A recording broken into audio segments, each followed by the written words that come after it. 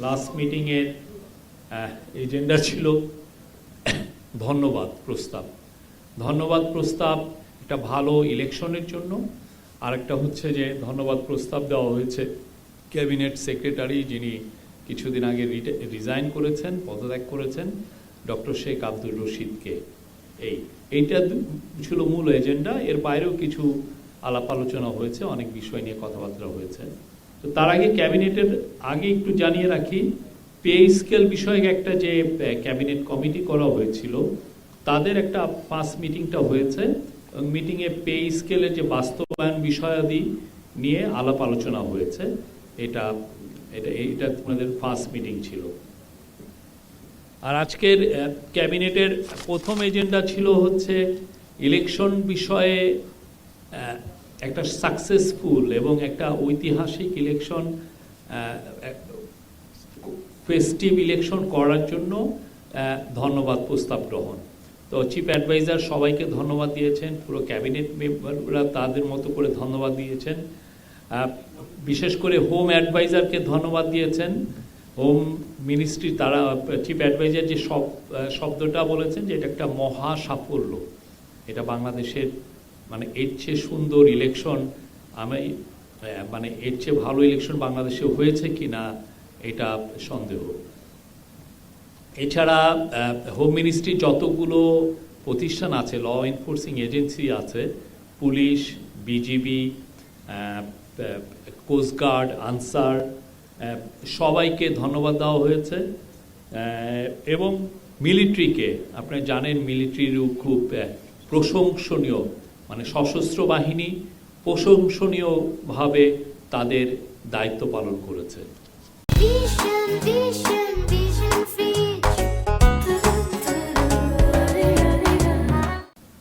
আর ক্যাবিনেটে আজকে যেটা বলা হয় যে এই ইলেকশনটা অনেক দিক দিয়ে এটা খুবই অভূতপূর্ব সাফল্য অর্জন করেছে। একটা বড় বিষয় সবাই যেটা তুলে ধরেছেন যে এটা একটা এমন একটা ইলেকশন হয়েছে যেখানে ফর দি ফার্স্ট টাইম আমরা একটা ভালো একটা অপোজিশনকে দেখতে পাবো। যেই অপোজিশনে থাকছে, আপনারা জানেন, যারা গুম খুনের যারা শিকার হয়েছেন তারা থাকছেন, যারা জুলাই রেভলিউশনের সাথে সম্মুখ সারিতে ছিলেন তারা থাকছেন, এবং পুরো বাংলাদেশের সোসাইটিকে একটা ব্রড বেস একটা রিপ্রেজেন্টেশন হয়েছে। আর এই প্রথমবারের মতো আজকের ক্যাবিনেট মিটিংয়ে বলা হয় যে আপনারা জানেন যে আনফর্চুনেটলি আমাদের আগের ইলেকশনগুলোতে মাইনরিটিদের উপর মানে পোস্ট ইলেকশন আমরা ভায়োলেন্সে তারা শিকার হতে দেখেছি।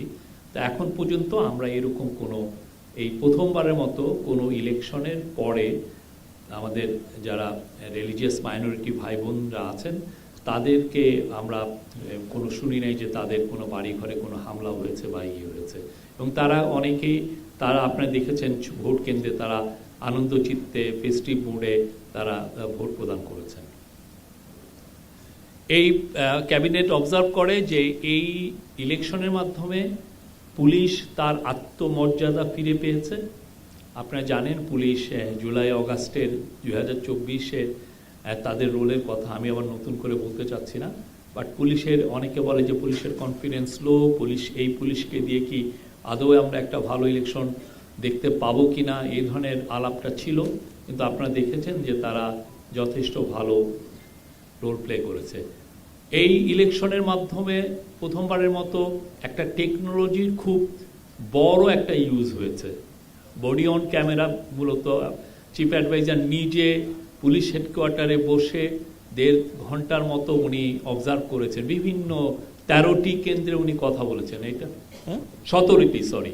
17টি কেন্দ্রে উনি কথা বলেছেন। এবং এই কানেকশনটা এমন না যে আপনার ঘন্টা করে, ওই সাথে সাথে ধরা যাচ্ছে, সাথে সাথে ভোটাররা দেখা যাচ্ছে যে ভোটাররা ভোট দিচ্ছেন বা বাইরে দাঁড়িয়ে আছেন এইরকম। এটা একটা অভূতপূর্ব টেকনোলজি এবং ক্যাবিনেট আশা করে যে এটার আরও যখন বিস্তৃত ডেপ্লয়মেন্ট হবে সামনের ইলেকশনগুলো, এটা আরও ভালো রেজাল্ট দিবে। তারপরে সুরক্ষা অ্যাপ ছিল, সেটা ল এনফোর্সিং এজেন্সিগুলোর মধ্যে এবং ইলেকশন যারা কন্ডাক্ট করেন তাদের কোঅর্ডিনেশনের জন্য সুরক্ষা অ্যাপ খুবই ভালো কাজে দিয়েছে আমি বলবো। আর আরেকটা হচ্ছে সিসিটিভিও খুব হেল্পফুল ছিল।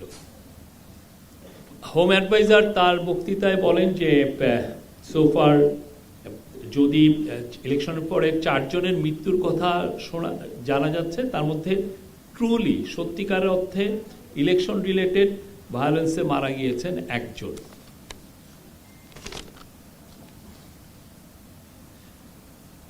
আর হাতিয়ার যে মেয়েটার বিষয়, সেটার বিষয়ে উনি বলেন যে এই বিষয়ে একটা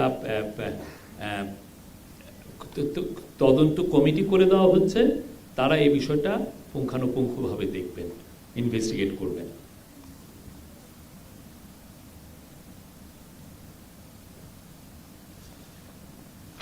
চিফ অ্যাডভাইজার বলেছেন যে বডি অন ক্যামেরা এখন থেকে বাংলাদেশের যে কোনো ইলেকশন ম্যানেজমেন্টে এখন উইল নাও বি এ মানে কি পার্ট অফ ইলেকশন ম্যানেজমেন্ট। আর ফর দি ফার্স্ট টাইম এটা দিয়ে রিয়েল টাইমে ভোট মনিটরিং, ভোট কিভাবে হচ্ছে এটা মনিটরিং করা যাবে।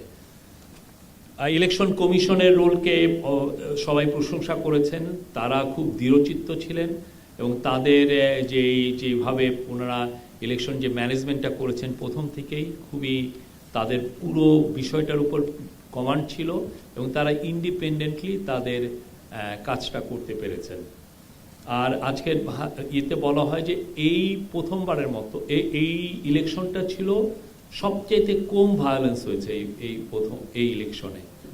আজকের মিটিংয়ে বলা হয় যে যেটাকে আমরা বলি যে সবচেয়ে ভালো ইলেকশন এর আগে, সেই 1991 সালের পোস্ট এরশাদের পতনের পরে যে ইলেকশনটা হয়েছিল সেইটাকে সোফার বলা হতো যে সবচেয়ে ভালো ইলেকশন। সেই ইলেকশনে 87টা কেন্দ্রে ভায়োলেন্স হয়েছিল। এবার যেটা হয়েছে খুবই মার্জিনাল, খুবই কম। আর ইলেকশন অবজারভাররা আপনারা শুনেছেন যে ইলেকশন অবজারভাররা যেগুলো বড় বড় দল এসেছিল, প্রথমত হচ্ছে ইউরোপিয়ান ইউনিয়ন সাধারণত বিদেশে মানে তাদের ইলেকশন অবজারভেশন টিম পাঠায় না, বাংলাদেশের ক্ষেত্রে পাঠিয়েছে এবং বাংলাদেশকে তার একটা অন্যতম ইকোনমিক পার্টনার হিসেবে দেখে এবং বাংলাদেশের ডেমোক্রেসি ট্রানজিশনের প্রথম থেকেই তারা সাপোর্ট দিয়ে এসছে।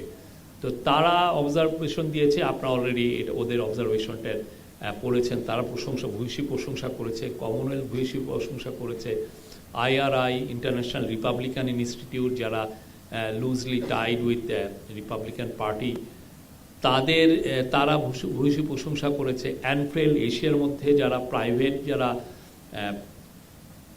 ইলেকশন অবজারভেশন করেন নিয়মিত, অ্যানফ্রেল আজকে তাদের স্টেটমেন্টে এই ইলেকশনের ভূয়সী প্রশংসা করেছেন। আর একটা অবজারভেশন ছিল যে এইবারের ইলেকশনে মেয়েদের উপস্থিতি খুব ছিল, মেয়েরা ভোট কেন্দ্রে গিয়েছে অনেকে, তারা এবং অনেক তরুণীরা আপনারা জানেন যে তারা অনেক ফেস্টিভ মোডে ছিল।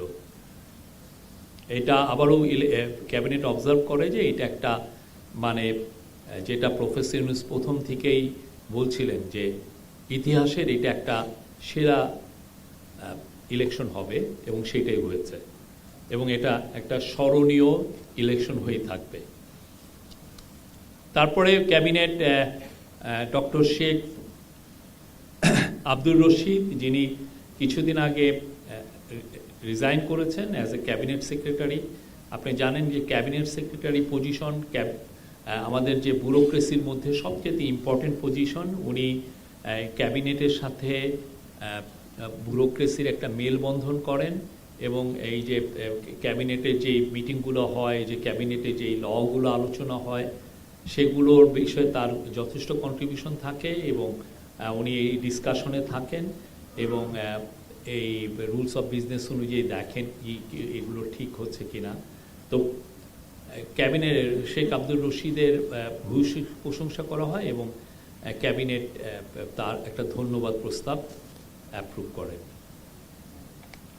গ্রহণ করেন। আর শেষে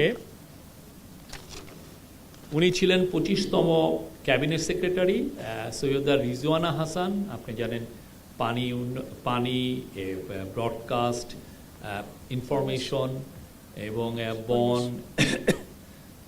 মন্ত্রী অ্যাডভাইজার। উনি ডক্টর শেখ আব্দুর রশিদের এই ধন্যবাদ প্রস্তাবটা রিড আউট করেন। সবাই ক্যাবিনেট তার দীর্ঘায়ু কামনা করেন। চিফ অ্যাডভাইজার নিজেও তার প্রতি ট্রিবিউট দেন। এই ছিল। আর শেষে আবারও আজকে ক্যাবিনেটে অলরেডি আপনারা এটা জেনে গিয়েছেন, তারপরেও বলি যে আজকে জানানো হয় যে 17 তারিখে শপথ, 10টার দিকে শপথ হবে এমপিদের, এটা জাতীয় সংসদে, এবং 4টার দিকে জাতীয় সংসদের সাউথ প্লাজায় ক্যাবিনেট মানে ইনকামিং প্রাইম মিনিস্টার এবং ওনার ক্যাবিনেট শপথ গ্রহণ করবেন।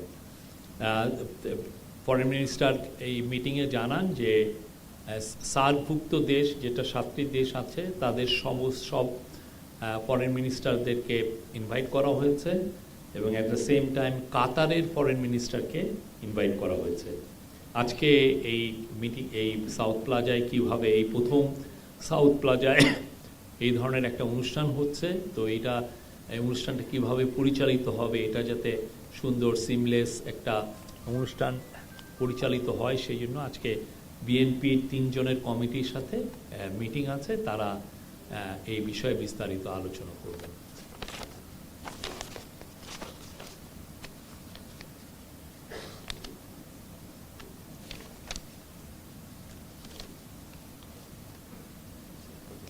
আর ক্যাবিনেটের শেষ বক্তব্য রাখেন চিফ অ্যাডভাইজার। আবার সবাই তার কলিগদেরকে ধন্যবাদ দেন এবং উনি বলেন যে ওনার লাস্ট রিমার্কটা ছিল যে we are lucky people who got the opportunity to serve the nation. Thank you very much.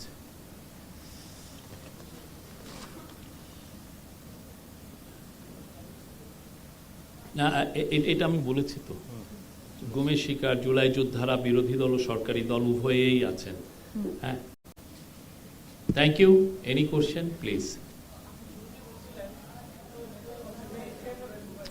আরেকটা বিষয়, পোস্টাল ব্যালটের কথা আলোচনা হয়, এবং বিশেষ করে আমাদের ডায়াসপোরা ভাই বোনরা যারা খুব ভালোভাবে পার্টিসিপেট করেছেন, এবং এই যেটা মেজারটা নেওয়া হয়েছে এটার প্রশংসা করা হয়, এবং অনেকে চিফ অ্যাডভাইজারকেও প্রশংসা করেছেন যে উনি এটা খুব স্ট্রিক্ট ছিলেন যে এটা ইন্ট্রোডিউস করতেই হবে, এবং ক্যাবিনেট মনে করে যে কাউন্সিল অফ অ্যাডভাইজার মনে করেন যে সামনের দিনগুলোতে, সামনের ইলেকশনগুলোতে আমাদের ডায়াসপোরা ভাই বোনরা আরও বৃহৎ পরিসরে তারা রেজিস্ট্রেশন করবেন, এবং দেশের উন্নয়ন, দেশের ডেমোক্রেসিতে তারা অ্যাক্টিভ রোল প্লে করবেন। জি, আমি আব্বাসুদ্দিন নয়, আমি টিভিএসে কাজ করি। আপনি শুরুতেই বলছিলেন যে পে স্কেল সংক্রান্ত কমিটি আছে, বৈঠক করেছে, তো সেখানে কোনো আলোচনা, সিদ্ধান্ত বা সুপারিশ না, এটা তো প্রথম মিটিং ছিল, সেই জন্য আর পুরোটা আগে তো রিপোর্টটা নিয়ে তারা পুরো রিপোর্টটা দেখেছেন, পর্যালোচনা করেছেন।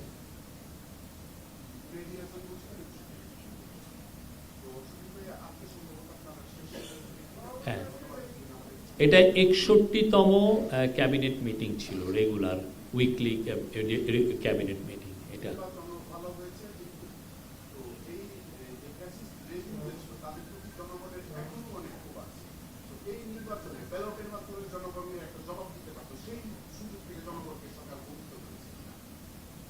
আমরা এটা মনে করি না।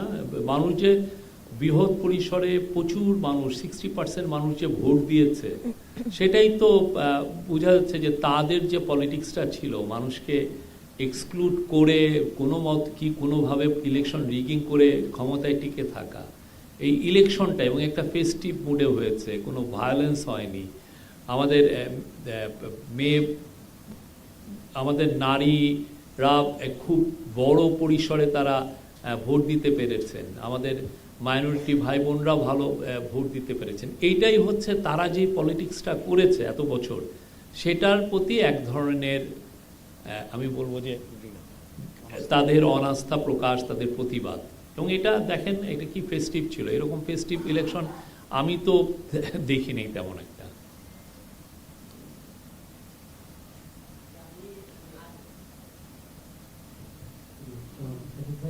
আমি আজহার, আমি এখন টিভি রিপোর্টার। একজন উপদেষ্টা দেশ ছেড়েছেন, এটা নিয়ে একটু আলাপ আলোচনা আছে।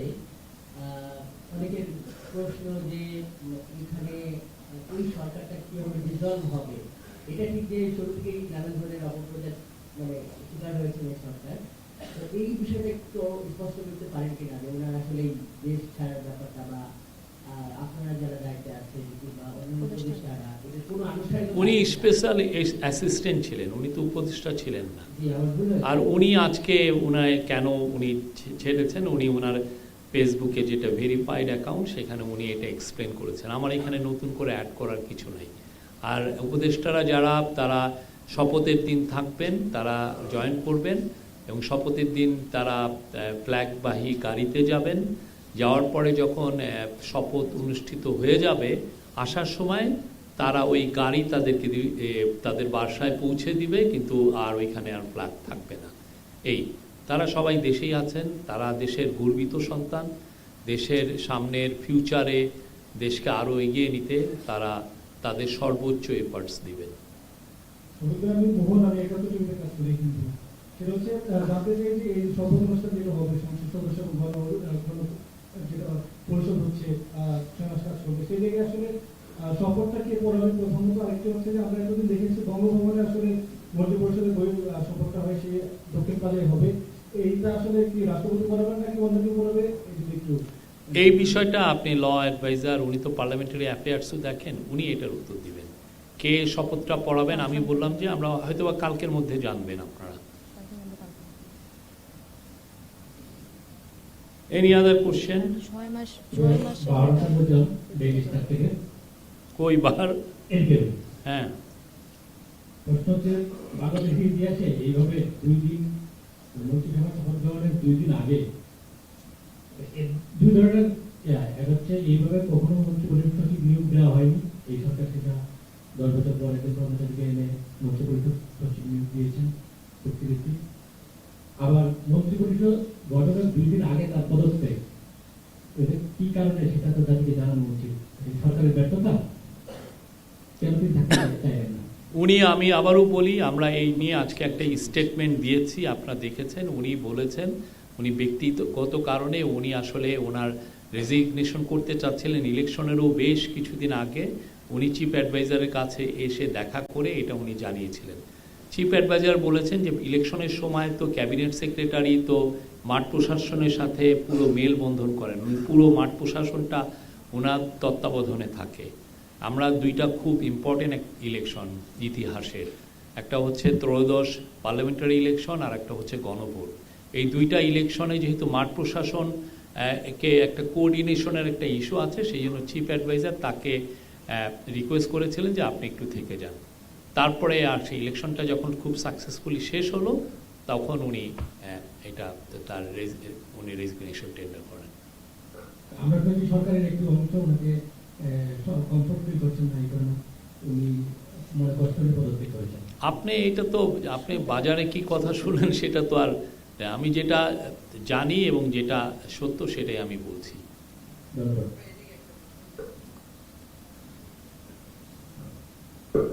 শফিক ভাই, আমি হাবিব সিদ্দিকী মানব পাঠে কাজ করি। হাত তুলেন ভাই, একটু দেখতেছি না। আমি হাবিব সিদ্দিকী মানব পাঠে কাজ করি। নির্বাচন নিয়ে সরকারের পক্ষ থেকে তুষ্টতা আমরা দেখেছি, যে সরকার জানিয়েছে যে, এবং সরকারের প্রধান উপদেষ্টা অত্যন্ত খুশি হয়েছে যে ভালো একটা নির্বাচন হয়েছে। কিন্তু আমরা জামাতের অধীনে যে 11 দলের জোট, তারা কিন্তু আজকে নির্বাচন কমিশনকে স্পেসিফিকভাবে 30টি আসনের ব্যাপারে অভিযোগ করেছেন এবং বিভিন্ন নানাবিধ বিষয়গুলি আসছে। বিশেষ করে নির্বাচনের আগের দিন বস্তাভর্তি বিভিন্ন জায়গায় টাকা দিয়ে সরাসরি আমরা দেখেছি। সরকারের পক্ষ থেকে এই বিষয়গুলি কি স্পষ্ট করা হয়নি? এই তুষ্টতার পাশাপাশি যদি এই বিষয়গুলি একটু ক্লিয়ার করা হতো তাহলে ভালো হতো। এটা তো ইলেকশন কমিশনের দায়িত্ব। আপনি এই কোশ্চেনটা ইলেকশন কমিশনকে করবেন। ওনারা একটা ইন্ডিপেন্ডেন্ট, একটা কনস্টিটিউশনাল বডি, তারা আপনারা দেখেছেন যে এই প্রথমবারের মতো ইলেকশন কমিশনের কোনো কাজে কোনো ধরনের ন্যূনতম ইন্টারফিয়ারেন্স বা ইনফ্লুয়েন্স খাটানো হয়নি এই গভর্নমেন্টের তরফ থেকে। আমি আপনাকে রিকোয়েস্ট করব আপনি ইলেকশন কমিশনকে এই প্রশ্নটা করবেন। আমি তরফ আহমদ আলী, প্রতিদিন। উজ্জ্বল আসি। হ্যাঁ, তো আমাদের এই অন্তর্বর্তী সরকারের উপরে অনেক ধরনের প্রত্যাশা ছিল দেশের প্রত্যেকটা মানুষেরই। আসলে এই সরকারটা কতটা সফল হয়েছে আপনারা যদি মূল্যায়ন করেন দেশের। আরেকটা হলো যে অনেকগুলো অর্ডিন্যান্স এই সরকার পাস করছে, তো আসলে এগুলো সংসদে কি পরিমাণ আসলে আইনে পরিণত হতে পারে আপনাদের যদি আমরা তো মনে করি যে প্রত্যেকটাই আইনে পরিণত হবে। আমরা জন আকাঙ্ক্ষার একটি সরকার ছিলাম, এটা একটা রেগুলেশনের ফসল এবং রেগুলেশনের আউটকাম। আমরা জনগণকে যারা রেগুলেশন করলেন তাদেরকে রিপ্রেজেন্ট করি। আমরা আশা করি আমরা যে কাজগুলো হয়েছে সেগুলো সত্যিকার অর্থে দেশে আইনের শাসন প্রতিষ্ঠার জন্য, মানুষের অধিকার সমুন্নত করার জন্য, দেশের গভর্নমেন্টকে অ্যাকাউন্টেবল করার জন্য, দেশের আইন শৃঙ্খলা বাহিনী এবং আইন প্রয়োগকারী সংস্থা সবগুলোকে অ্যাকাউন্টেবল করার জন্য, আপনার আমার জনজীবনে স্বস্তি ফিরিয়ে আনার জন্য এই আইনগুলো করা হয়েছে। দেশের ব্যাংকিং সেক্টর, দেশের ইকোনমি ওইটাকে আরও ভাইব্রেন্ট করার জন্য এই সমস্ত লগুলো করা হয়েছে, বা কিছু কিছু ক্ষেত্রে এক্সিকিউটিভ অর্ডার দেওয়া হয়েছে। তো আমরা আশা করছি যে এই লগুলো, এই অর্ডিন্যান্সগুলো যখন পার্লামেন্ট কনভেন করবে তো এইগুলো পাস হবে। আর আপনি আর একটা বলছেন যে কতটা সফল, এক একজন তো এক এক রকম মনে করে। আমি 30 বছর জার্নালিজম করেছি, তো আমার মনে হয়েছে, এবং আমি 18 মাস এই গভর্নমেন্টকে যতটা ক্লোজলি দেখেছি, আর যেই ধরনের ব্যুরোক্রেসি আমরা পেয়েছি, আর যেই ধরনের একটা ভঙ্গুর অর্থনীতি আমরা পেয়েছি, যেই ধরনের ইনস্টিটিউশন, পুরো সমস্ত ইনস্টিটিউশন ভঙ্গুর ছিল, সেই বিচারে আপনি যদি পুরো এই গভর্নমেন্টের কাজগুলো দেখেন, আপনি প্রত্যেকটা মন্ত্রণালয় ধরে ধরে আপনি দেখবেন। আমি বলছি না যে আপনি একটা দুটো জিনিস দেখবেন, আমি বলবো যে আমার পার্সোনাল অপিনিয়ন এরা 90% সফল।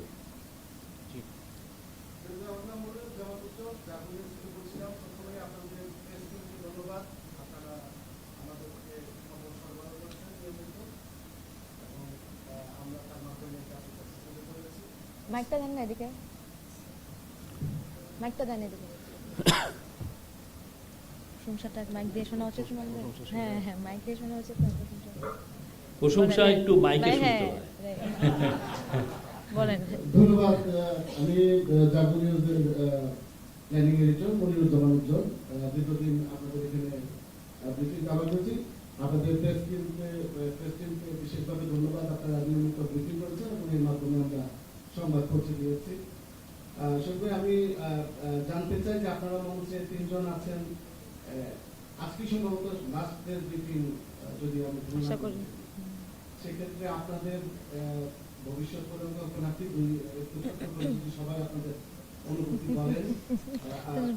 অন্য এটা একদম লাস্টে উত্তর দিব, আপনি অন্য কোনো সিরিয়াস কোশ্চেন। জি জি মাইকটা দেন প্লিজ। আমি আচ্ছা এই উত্তরটা দিয়েই নি। আমার ইচ্ছা আমি জার্নালিজমে ফিরবো, আর ওনারা 2 জন কি করবেন ওনারাই বলেন। আগে উনি বলবো। আমার ইচ্ছা আমি জার্নালিজমে ফিরবো। আগামী 17 তারিখ শপথ গ্রহণ শেষে আমাদের দায়িত্ব শেষ হবে, তারপরে আমি চাকরির জন্য অপেল হবো। আপনারা আমার জন্য দেখতে পারেন। আচ্ছা, আমি তো সাংবাদিকতা করতাম আগে ডেইলি স্টারে, আর আমার পড়াশোনা করতে যাওয়ার ইচ্ছা আছে দেশের বাইরে। সো আমি একটা ব্রেক নেব, তারপরে ঠিক করবো যে সাংবাদিকতা কিছুদিন করে তারপর বিদেশ যাব নাকি কি করবো আমি জানি না আর কি। এখন আমি জাস্ট ইনডিসিশনে আছি এখনো। Thank you. আজাদ ভাই অবশ্যই সাংবাদিকতায় ফিরবে, মানে যা বলেছেন আর কি আমাদেরকে। এখন প্লিজ কে জন্য বলেন। হ্যাঁ বলেন। জি প্লিজ।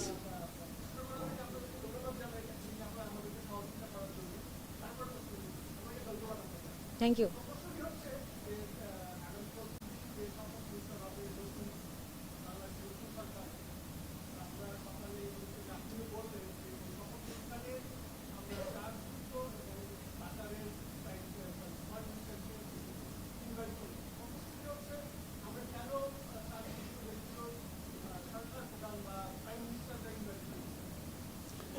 এই বিষয়টা আমার মনে হয় যে এইগুলো তো মূলত সত্যিকার অর্থে এটা কোঅর্ডিনেশনের মধ্যে হয়। এটা বিএনপি বিদায়ী এবং আপকামিং সরকারের মধ্যে এক ধরনের। তো সোফার এখন পর্যন্ত আমি একটু জানি, এটা আপনি বাকি কোশ্চেনটা ফরেন মিনিস্ট্রিকে জিজ্ঞেস করতে পারেন বাকি বিষয়টা। হ্যাঁ, মল্লিক বলেন। মুস্তফা মল্লিক, আমি চান্দ্রায় কাজ করি। আজকে শেষ দিন, উজ্জ্বলভাবে ধন্যবাদ জানিয়েছেন, আমি একটু ধন্যবাদ। আমরা 3 দিন ধরে বলতেছি আজকে শেষ দিন, কারণ কে জানে।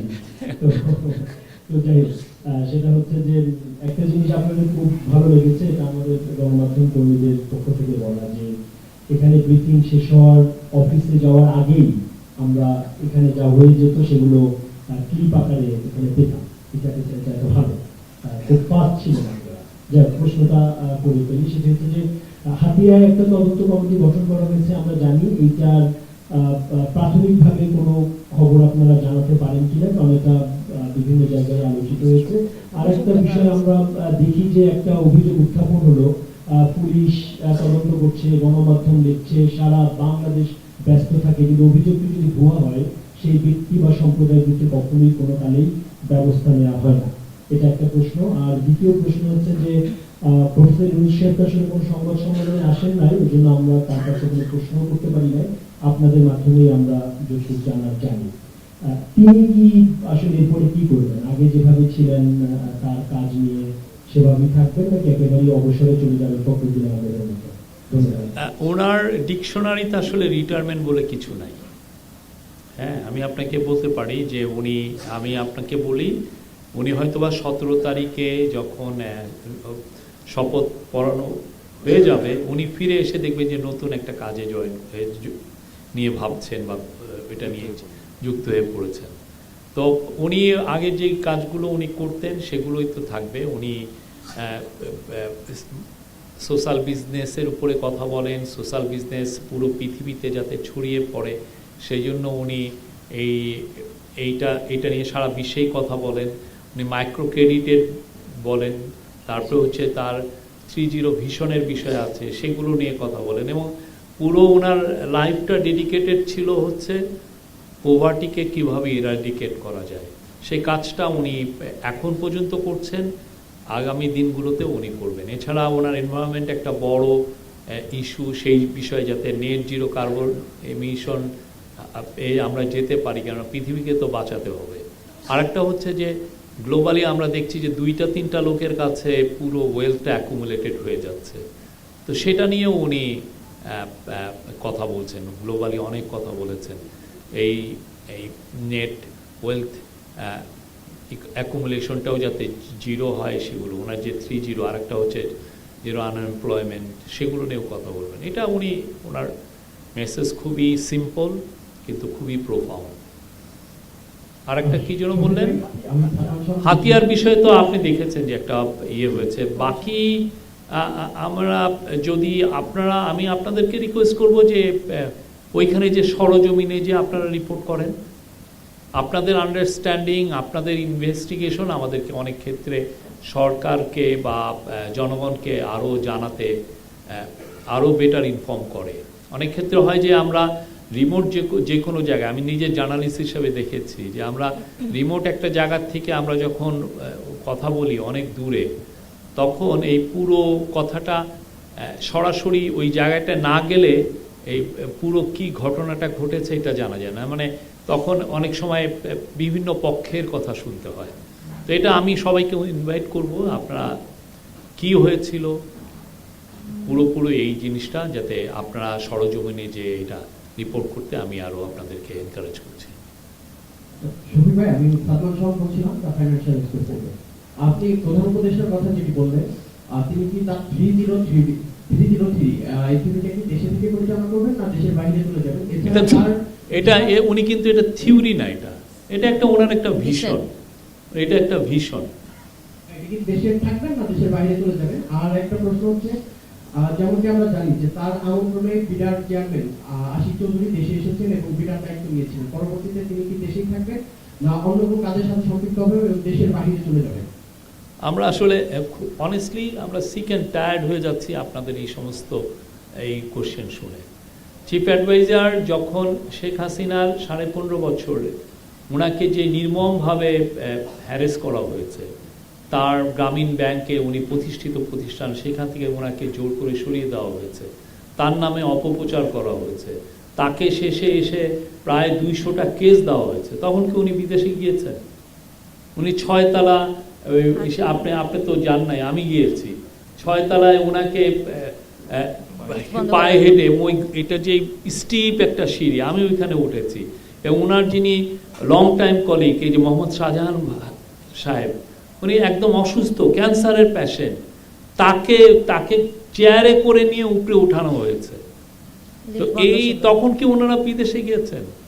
উনি একজন গর্বিত বাংলাদেশী, খুবই প্রাউড বাংলাদেশী।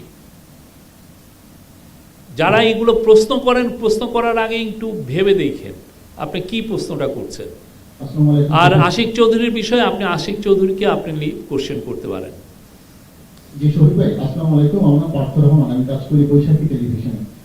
আপনি কিছুক্ষণ আগে বলেছেন যে অন্তর্বর্তী সরকার 90% কিংবা 90% সফল। এটা আমার পার্সোনাল অপিনিয়ন। আপনার পার্সোনাল অপিনিয়ন, আমি একটু আপনার পার্সোনাল অপিনিয়নটাই জানতে চাই যে এই 90% মধ্যে মোটা দাগে সফলতাগুলো কি, আর যে 10% ব্যর্থতা আছে, এই 10% ব্যর্থতার মধ্যে মোটা দাগে ব্যর্থতাগুলো কি, একটু যদি আপনি মূল্যায়ন করেন। আমার মনে হয় যে আমাদের মূল যেটা সাফল্য সেটা হচ্ছে যে একটা ভঙ্গুর অর্থনীতিকে ঠিক করা, দেশে পিস অ্যান্ড স্ট্যাবিলিটি আনা। আপনি জানেন কি বাংলাদেশ অগাস্ট 5-এ একটা যুদ্ধোত্তর পরিস্থিতির মধ্যে ছিল, দেশে একটা অরাজক, একটা বাংলাদেশ খুব ইজিলি একটা ক্যাওসে ডিসেন্ড করতে পারত, সেগুলোকে প্রতিহত করা হয়েছে। দেশে আওয়ামী লীগের লিডাররাই বলে গেছেন যে তারা যদি ভায়োলেন্টলি আউস্টেড হন তাহলে দেশে 4-5 লক্ষ লোক খুন হবেন। আপনারা দেখেছেন প্রফেসর ইউনূস কীভাবে দেশে স্ট্যাবিলিটি এনেছেন। উনার যেটা কোর 3টা যেটা কাজ ছিল, যেটা উনি বারবার বলেছেন, একটা হচ্ছে যে রিফর্ম করা, রিফর্মের প্রত্যেকটা, এই যে দেখেন এই যে রিফর্মের যেটা মেন যে কাজটা সেটা গণভোটে পাশ হয়েছে।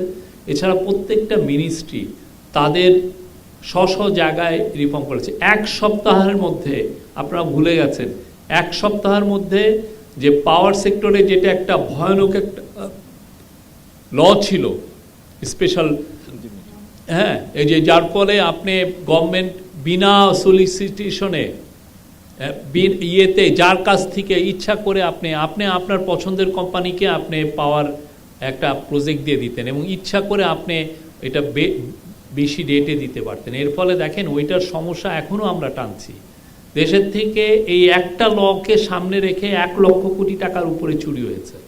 এই একটা ল আপনাকে কিভাবে লিগালি আপনাকে, ওরা দেখাচ্ছে যে আমরা দ্রুত কাজটা করছি, কিন্তু দ্রুত কাজটা করতে যায় যেটা হয়েছে, দেশে ক্রনিক ক্যাপিটালিজম তৈরি হয়েছে। ওইটা 1 সপ্তাহের মধ্যে ওই লটাকে স্ক্র্যাপ করা হয়েছে। এনার্জি সেক্টরে আপনি যান, এমন কোনো কাজ নাই করা হয়নি। আপনি এই যে আমরা আজকেও বলা হচ্ছিল যে আমাদের ইকোনমি স্ট্যাগন্যান্ট হয়েছে, আমাদের রেভিনিউ কমে যাচ্ছিল, রেভিনিউ গ্রোথটা আশাতীত ছিল না। এই বছর আপনি আজকেই এনবিআরকে জিজ্ঞেস করতে পারেন রেভিনিউ গ্রোথ কীরকম।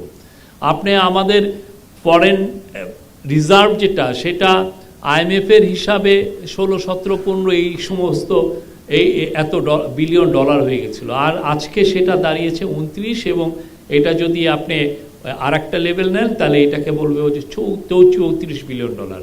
আপনার টাকা হাসিনার আমলের শেষের দিকে টাকার দাম কমতে কমতে 127 টাকা এসে পড়েছিল ডলারের এগেনস্টে, এটাকে স্ট্যাবল করে আপনার 123-124 টাকা আছে। আপনি চিন্তা করেন, আপনি যদি 1 লাখ টাকা বেতন পান, আপনার যদি সেই ডলারের এগেনস্টে আপনার ডলারের দাম যদি 250 টাকা হয়ে যায়, তখন আপনার বেতন তখন 50,000 হয়ে যায়। এই অবস্থা আপনি পাকিস্তান, এটা হয়েছে, অনেক দেশে হয়েছে। তো এই জায়গাটা স্লাইডটা ঠেকানো গিয়েছে। দেশে এখন সর্বোচ্চ খাদ্য মজুদ আছে দেশের এখন, মানে যা এই ফরেন যে রিজার্ভ তা দিয়ে আপনি প্রায় 6 মাসের ইম্পোর্ট কস্ট আমরা করতে পারি। 2টা মেজর এগ্রিমেন্ট হয়েছে, একটা হচ্ছে ইউএসের সাথে রেসিপ্রোকাল ট্যারিফ এগ্রিমেন্ট, যার কারণে আমাদের গার্মেন্টসের জন্য অবারিত দুয়ার খুলে যাবে। আর একটা হচ্ছে ইপিএ, জাপানের সাথে এটা করা হয়েছে। এটার ফলে জাপান ওয়ার্ল্ডে যে 4th লার্জেস্ট ইকোনমি, সেখানে আমাদের পণ্য একদম সারা জীবনের জন্য আপনি বিশেষ করে গার্মেন্টস, আমাদের মেন পণ্য তো গার্মেন্টস, সেটা ডিউটি ফ্রি এক্সেস পাবে। এর ফলে জাপানকে সামনে রেখে বা ইউএসকে সামনে রেখে অনেক বিদেশি ইনভেস্টর এসে এখানে ইনভেস্টমেন্ট করবেন।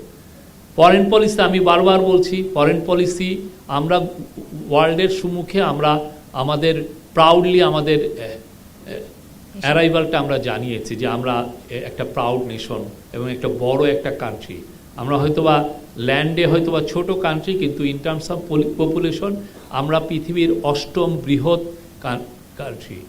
এবং আগে যেই ফরেন পলিসিটা বর্গা দেওয়া ছিল একটা দেশের কাছে, সেই জায়গাতে সরিয়ে এটা একটাকে এই ফরেন পলিসি রেসপেক্ট ফিরিয়ে আনা হয়েছে। আমি কালচারাল রেনেসা হয়েছে, আপনি দেখেছেন বাংলাদেশে। আমি প্রত্যেকটা, এবং ল এই পুরো 18 মাসে একটা গুম হয়েছে। আগে যে নাটক করে মানুষকে মারা হতো, সেগুলো একটা দেখেছেন? স্টেজ ক্রস ফায়ারের নাম শুনেছেন? একটা ঘটনা ঘটেছে। আর আপনারা তো ফ্রিডম অফ স্পিচ যদি বলি, আপনারা যা ইচ্ছা লিখতে পেরেছেন, যে কোনো কোশ্চেন করতে পেরেছেন, যে ধরনের আপনার মানে শব্দ ইউজ করতে পেরেছেন, কেউ গুম হয়নি, কেউ এটার জন্য প্রসিকিউটেড হয়নি। আমি এইভাবে আপনাকে, আমি এটা নিয়ে বোধহয় একটা থিসিস পেপার লিখতে পারবো। Thank you.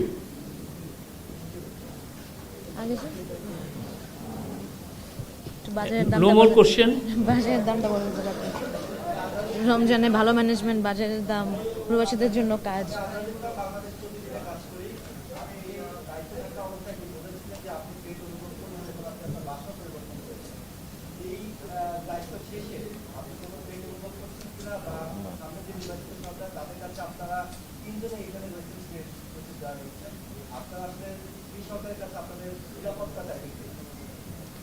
না, আমরা ভালোই আছি। গত দিনগুলোতেও যেমন ছিলাম এমনই আছি, সামনেও এমন থাকবো। আমরা 3 জনও গর্বিত বাংলাদেশি। হ্যাঁ, যদিও আমাকে কেউ বলছে যে আজকে মালয়েশিয়া গিয়েছি, কালকে ইয়েতে। তো আজকে আমি একটু আগে ফেসবুকে ছবি খুঁজতেছিলাম যে আমি দিব যে একটু আগে রোমের থেকে ঘুরে আসলাম। থ্যাংক ইউ ভাই।